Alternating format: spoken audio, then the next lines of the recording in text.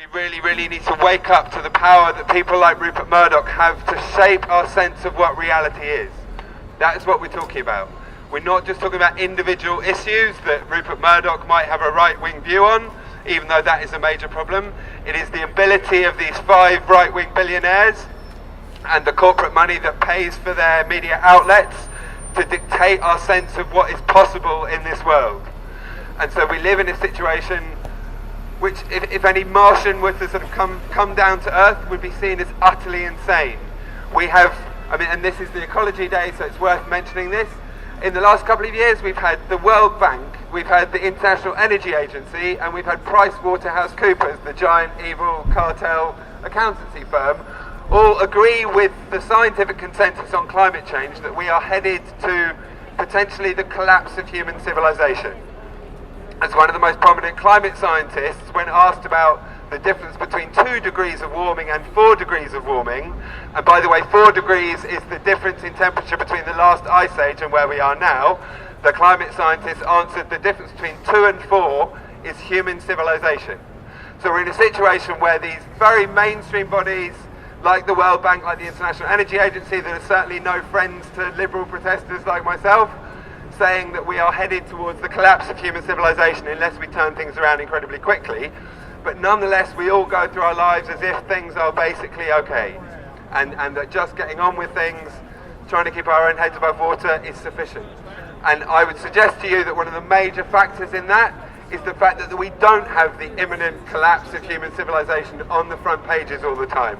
And why is that? It's because people like Rupert Murdoch have massive investments in fracking companies, for instance, in other fossil fuel interests, in other economic interests that are incredibly profitable at the moment, despite the fact that the consequences to the majority of people of incredible concentration of wealth and power in a few hands are increasingly bad.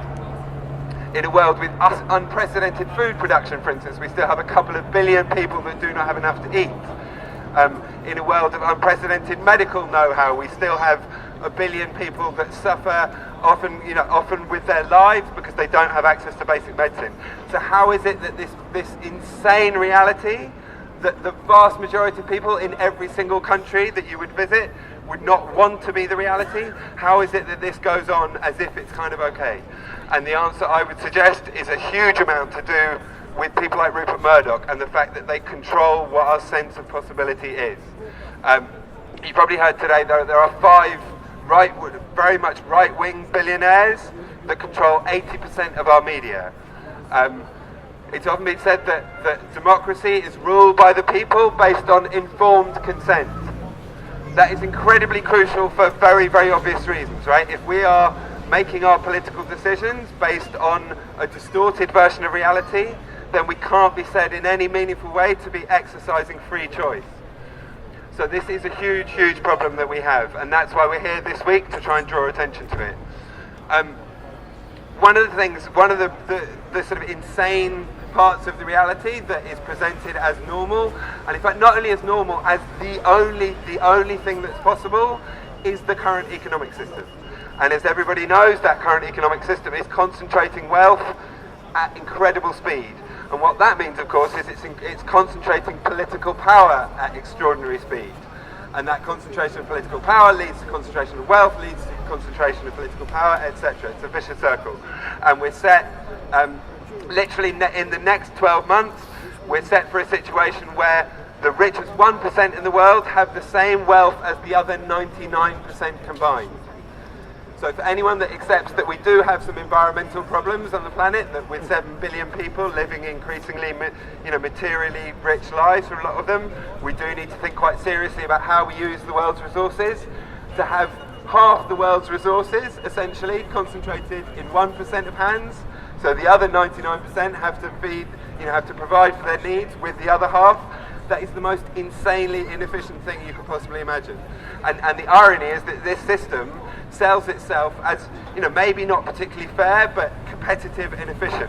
In fact, it is absolutely the opposite. We have incredibly destructive, inefficient industrial processes to the point where 95% of the things we buy are thrown away 6 months later around the world. That is an extraordinary fact. And in many cases, that's because of what they call planned obsolescence, Like, if you're a large company, you want to sell as many things as possible. If there aren't rules about the way that you make stuff and the consequences of making stuff, then not surprisingly, you're going to try and make stuff in a way that means that people have to buy more of that stuff very soon. And like a lot of things that are happening in the world at the moment, it's not about some devilish conspiracy at every step. It's just about a logic of the system that is having awful consequences. And I mentioned the incredible inefficiency. Of course, what this means also is you get very, very little competition. For a system that sells itself as competitive, what you in fact have in virtually every sphere is cartels dominating. A cartel is a group of huge companies that essentially stitch up a market so they can keep the prices up, keep their profits increasing, and keep control of that market. And the internet is a very interesting example of this, by the way, in that what started as this very inspiring platform, free of corporate control, that seemed like an opportunity for normal people to be on a level playing field with the rich and powerful of the world, has increasingly over the last 30 years, or the last 20 years, become dominated essentially by private fiefdoms, by cartels. You have Google, Facebook, the providers, Amazon, AOL, etc. And as soon as the way cartels tend to operate, the reason they can control these areas is that once you get to a certain level of wealth, power and control in your industry, it means that you can essentially buy up all the competition. You can go to the small operator and you say, either you sell up to us and you probably don't have to work again, or we will work out a way to crush you because we have more power. And one of the things that links very, very directly with why we're here today is that the vast majority of these huge corporations, including media corporations and definitely including News International, they don't pay tax, or they pay virtually no tax whatsoever. So where the average person, the average business, has to include in their operating costs the need to pay back to the state for all the services that they receive that allow them to run their business, the richest and most powerful don't bother. And one of the most galling things about our so-called democracy at the moment is a lot of the economic forces that pay for our elections, that pay for the political parties to be able to operate, don't even pay tax. So instead of paying tax, they pay money to make sure that the laws that are passed in this country are in the interest of them and not in the interest of the majority. And this leads to what's been called capitalist realism. And that's summed up in the one sentence that it's easier for a lot of us to imagine the end of the world than it is to imagine the end of capitalism. I came across an interesting quote last night. It's from John Maynard Keynes, who is rightly seen in some ways as the architect of what's known as both the golden age of democracy and the golden age of capitalism, which was the post-war period. And there are qualifications there. Keynes was actually in the Bretton Woods agreement at the end of the Second World War, was pushing for a much fairer global system that would put the pressure to balance trade on the rich countries where it should be. And Britain was actually threatened with the withholding of all the Marshall Plan money. That was what we used to get back on our feet after the war. We were threatened with that money being withheld if Keynes didn't back off from his more progressive proposals. But leaving that aside for a second, in the post-war period, we did have a much, much better system. What was incredibly unusual about that system was economic redistribution. For all the major successes we've seen from people's movements over the years, from end of slavery to rights of women, it was the economic redistribution that happened in the post-war period that was significant, getting the rich to pay 80% tax. And there were holes in that, and if we want to get back to that, we need to make sure that the holes aren't there this time, that allowed them to get back to where they are now. But that's a bit of a tangent. The point was that Keynes, there's a quote attributed to Keynes where he says, capitalism is the astounding belief that the nastiest of systems, run by the nastiest of men on the nastiest of motives, will work for the good of all. That is essentially the system that we are expecting to deliver a decent future to our children. More and more power concentrated in the hands of those who benefit most from the inequality and unfairness, as if that is somehow magically going to give us the decent, functional, democratic, compassionate world that we all actually believe in. And virtually all of us. I mean, the statistics show that, some suggest that about 5% of people are perhaps clinically psychopathic. But other than those 5% of people, the vast majority of people, as far as they're concerned, they would far rather see a fairer, more decent world, and it's only not happening because of how we're told that other people are. You know he's not here, don't you? Yes. And we're just ordinary workers. Yes, that's who we're trying to talk to. And we're paying tax as well. We're paying Exactly. all our tax. Who do you work for? We're not here to criticise ordinary workers by any means. We're not here to criticise ordinary workers. Neither are we here to try and talk directly to Rupert Murdoch. My personal belief is that he has no interest really in listening to us. The point of this but if is you symbolic. went and found him, it'd have much more of an effect than And just some hassling us. protests do actually involve sort of hounding people like Rupert Murdoch, and that's one way to do it, but that's not what we're doing here. What we're doing here is trying to get ordinary people to engage with these hugely important questions. And crucially, it's not about, for me, this is not about persuading Rupert Murdoch of anything. It's about persuading the majority of people that the power that we have allowed people like Rupert Murdoch to amass is incredibly damaging for the rest of us. That being as it is, we're only trying to make a living. Oh no, absolutely, and if you read our Safer Spaces policy and heard what we said earlier, we're definitely not trying to criticise the average person who's just trying to make a living. We want the workers to own this. Yeah, and why do we not have a movement to make sure that workers own businesses? You know, if we believe in democracy, we have this word occupation that we use to refer to what most of us spend most of our time doing, and we take for granted that when we step into our occupation, i.e. most of our lives, we live in entirely hierarchical environments where we essentially have to do what we're told by the person above. We have no say in what happens overall. And of course what that's meant for the British economy is disastrous. If you compare, I mean, Germany is by no means perfect, but if you compare where Germany is at and where Britain is at the moment, one of the big differences is that German workers have representation on the boards of their companies and on the boards of their local bank. Funnily enough, those German workers didn't turn around and say, yes, why don't we close down our factory in Germany and move it to China where people can be exploited in unimaginable ways and driven off their land into horrible situations.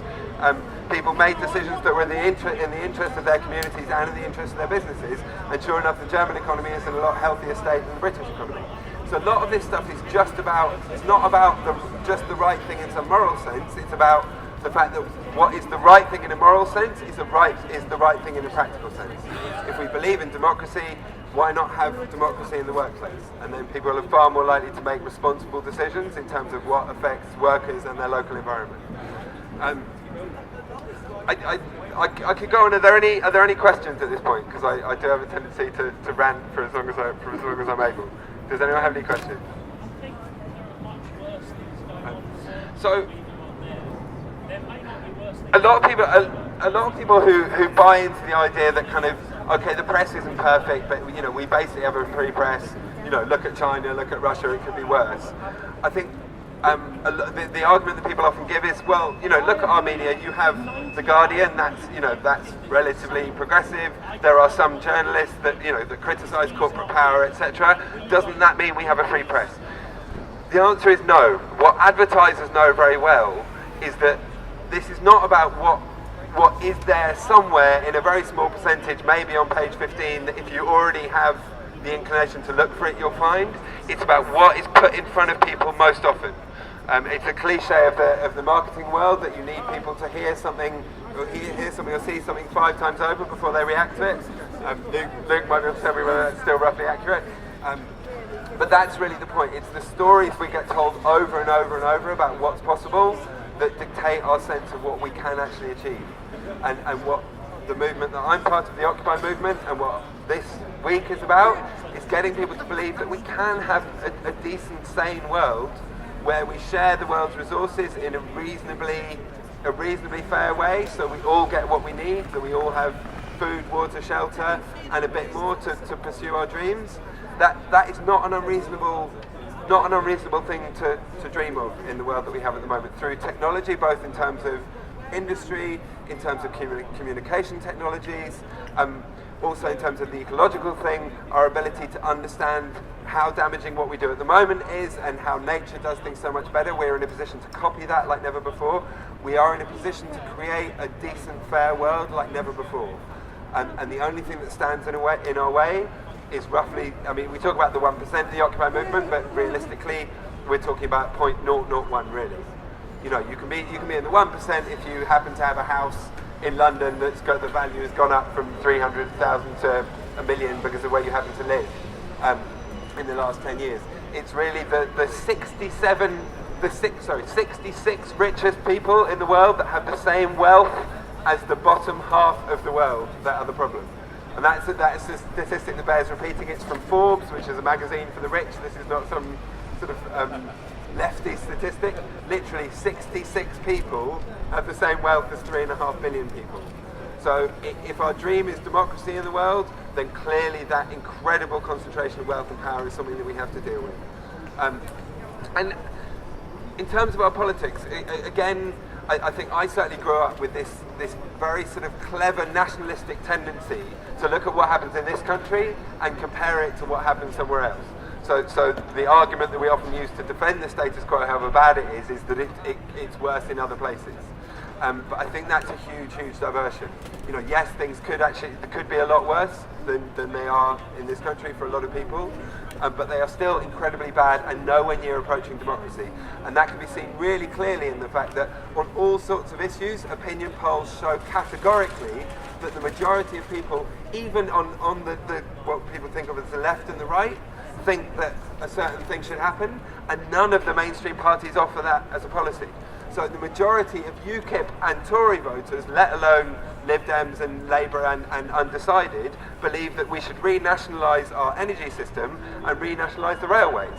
So actually, because people as a whole are pretty rational, and they realise that both in terms of energy and in terms of travelling by train, they are being absolutely fleeced by a handful of companies that have what are essentially artificial monopolies now and can charge what they like in order to maximise returns to shareholders. But as I say, none of the main parties is offering that as an option. And so what you have in the political sense is an incentive for a downward spiral of confidence in the system, which means that more and more people don't actually engage with it. And I think that is our greatest danger. It's that the more corrupt the system becomes, the less we feel inspired to actually do something about it, and therefore the system becomes more corrupt, and the cycle goes on. But most changes in history, major changes in history, don't happen gradually. They happen because of tipping points, critical masses, critical junctures, i.e. points at which the mass awareness in private becomes public in some way. And I think that's what we really need to hold on to. It's not that the majority of people buy into the idea that Rupert Murdoch should be running our country and the world. It's just that the storyline about how and why that happens and how there are really decent, sensible democratic alternatives is not presented in the mainstream. So people hold that view in private, and it's when movements like Occupy a few years ago come up that gives the majority of people a chance to actually engage publicly with those views and not feel so isolated and start to believe in the possibility of change. And most critical masses for change, when the cause is just, involve a very small percentage of people. Between, depending on the studies you read, between 1% and 7% usually are required to be, actually engaged for something to change. And I think the reason is we are basically decent, compassionate beings. We are highly adaptable, so in certain circumstances we will absolutely focus on me and mine, because obviously that's really important for survival.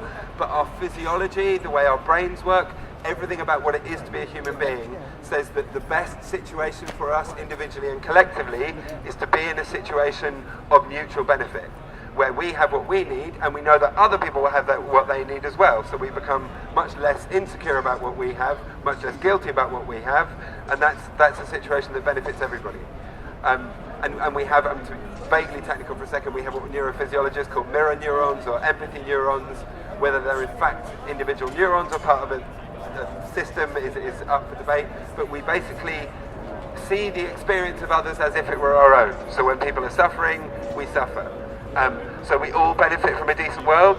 What happened with the Occupy movement the first time round is that despite 3 years of crisis, most of what was being talked about in the public was getting the deficit down. We had 3 months of the Occupy movement outside St. Paul's, outside Wall Street in New York, across the world, and suddenly in the mainstream we were talking about massive inequality. We were talking about the fact that $20 trillion is in tax havens and therefore unavailable to governments to provide the things that people need. We were talking about the power of banks over our economy. And that, I think, is what we need to hold on to. It's that things can change very, very quickly, and they generally change because enough normal people start believing in their voice and remembering their collective power. And I think one of the greatest evils of Youth International is the way it frames us as individuals. And it frames us as individuals very much within a kind of divide and rule narrative. So it totally takes away any sense we might have of collective power, because if there's no story about, you know, being part of a collective citizenry, if all we ever hear is that we're individual consumers, then it's pretty much inconceivable. It's beyond the boundaries of the way most people think to imagine that millions of us could get together and actually demand the change we need to see. What also comes with that individualization is the same divide and rule, just in different modern clothes that we've had, you know, going back to the Roman Empire. The way power has always worked is to try and split the normal people whose interests are in fact generally aligned, to split them against each other so they don't get together and focus their attention and energy on the people right at the top whose interests are not aligned with the vast majority, because the people right at the top benefit enormously from the fact that the vast majority don't have control and power, so that they can have that control and power. And you only need to pick up pretty much any single day of the week, pick up the Sun, pick up the Times. You have these basically like racist, classist, divisive narratives that blame this enormous financial crisis in effect on the poor. You know, the reason we have a problem with the economy is because of the poor, which is, again, like so many things when you step back from it, is totally nonsensical. The bottom 50% in this country have about 5% of the wealth. Bottom 50%, 5% of the wealth. But nonetheless, all this stuff is made to seem normal, and in a sense, it's not even that this stuff is made to seem normal. It's just kept out of the equation.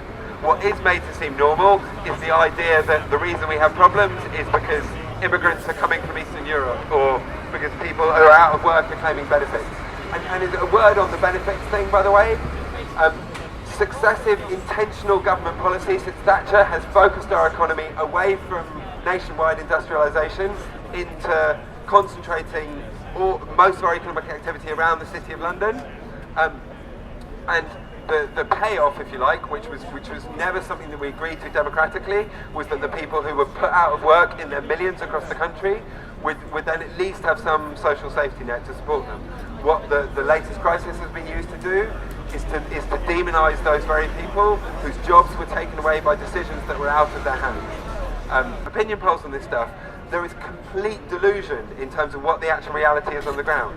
The majority of people think that about 40% of government spending is going to unemployment benefits. The reality is it's something like, specifically unemployment benefits is 4% of the benefit bill. The majority of benefits are actually going into housing benefit and to benefits for the working poor. Because the rich have concentrated so much wealth and power, people down the chain don't even get paid enough, even if they're working full time, they're doing everything they're meant to do to live a vaguely decent life.